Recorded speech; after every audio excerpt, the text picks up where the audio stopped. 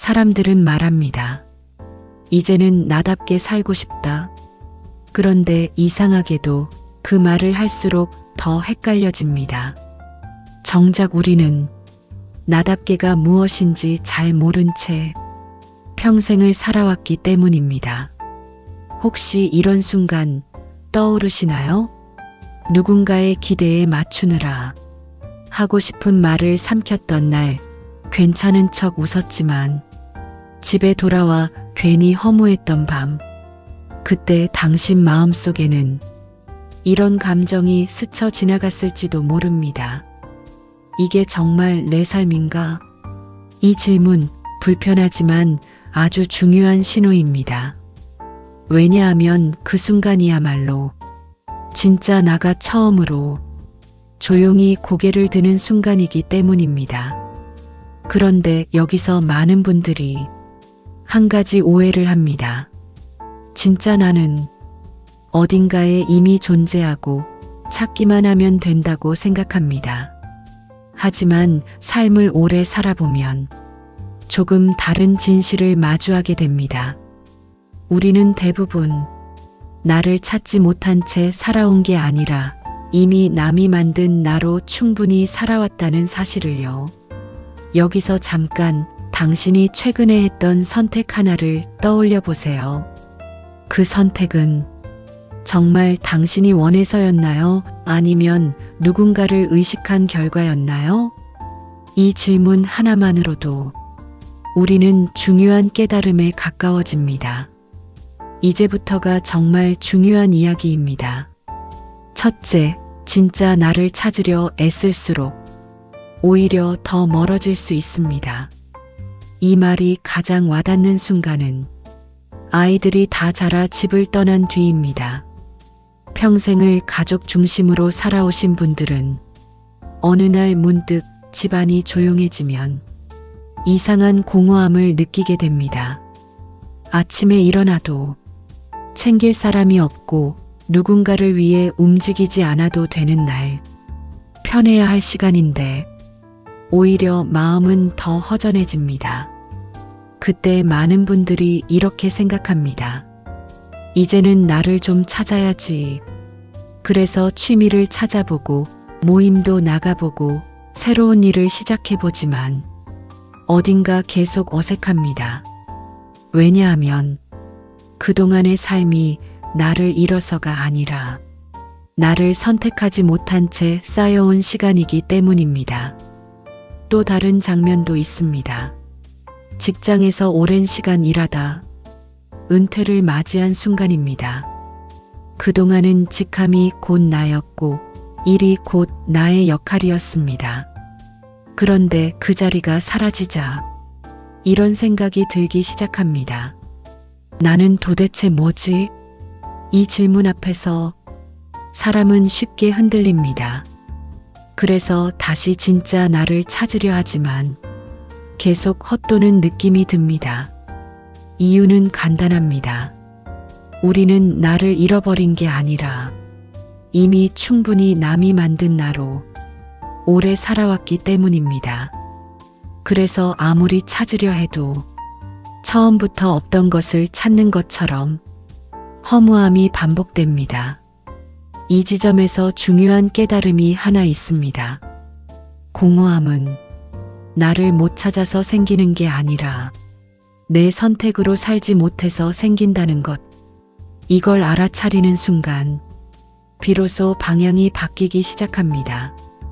그리고 여기서 한 가지 조용히 스스로에게 물어보셔도 좋습니다. 나는 지금까지 내 선택으로 살아온 적이 얼마나 있었을까? 이 질문이 불편하게 느껴진다면 지금 아주 중요한 지점에 와 계신 겁니다. 다음 이야기가 당신에게 더 중요해질 수 있습니다. 둘째, 그래서 우리는 이제 다른 질문을 해야 합니다. 나는 무엇을 원하지?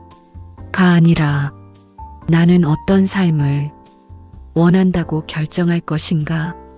이 질문은 실제 삶에서 꽤 현실적인 장면에서 시작됩니다. 첫 번째는 인간관계입니다. 오랫동안 이어온 모임이 있습니다. 편하진 않지만 그냥 계속 나가게 되는 자리, 마음속에서는 늘 피곤하고 돌아오면 기운이 빠지는데도 그래도 오래 본 사람들이니까 이 생각 하나로 계속 유지해 왔습니다. 그러던 어느 날 문득 이런 생각이 듭니다. 나는 이 관계를 계속 유지하고 싶은 걸까? 그 순간이 바로 선택의 시작입니다. 누군가를 끊어내라는 이야기가 아니라 내가 이 관계를 선택하는지 처음으로 스스로 묻는 순간입니다. 두 번째는 하루의 사용 방식입니다. 퇴직 이후 시간이 많아졌지만 이상하게 하루가 허무하게 흘러가는 느낌. TV를 보거나 시간을 흘려보내고 나면 저녁이 되어서야 이런 생각이 듭니다. 오늘 나는 뭘 한 거지? 이때 우리는 흔히 시간을 잘 써야지라고 생각하지만 조금 더 중요한 질문은 이것입니다. 나는 어떤 하루를 살겠다고 결정할 것인가? 책을 읽는 하루, 걷는 하루, 누군가를 만나는 하루, 그 무엇이든 상관없습니다. 중요한 건 내가 선택한 하루인지입니다. 이 질문을 시작하는 순간 삶은 서서히 남의 흐름이 아니라 내 흐름으로 바뀌기 시작합니다. 그리고 여기서 느껴지는 감정이 있습니다. 처음에는 낯설고 조금은 두렵고 괜히 어색한 느낌. 하지만 동시에 묘하게 살아있는 느낌도 함께 옵니다. 혹시 이 감정 조금이라도 느껴지신다면 지금 아주 중요한 변화를 시작하고 계신 겁니다. 셋째, 그렇다고 해서 완벽한 선택을 해야 하는 것은 아닙니다. 이 부분에서 많은 분들이 다시 멈추게 됩니다.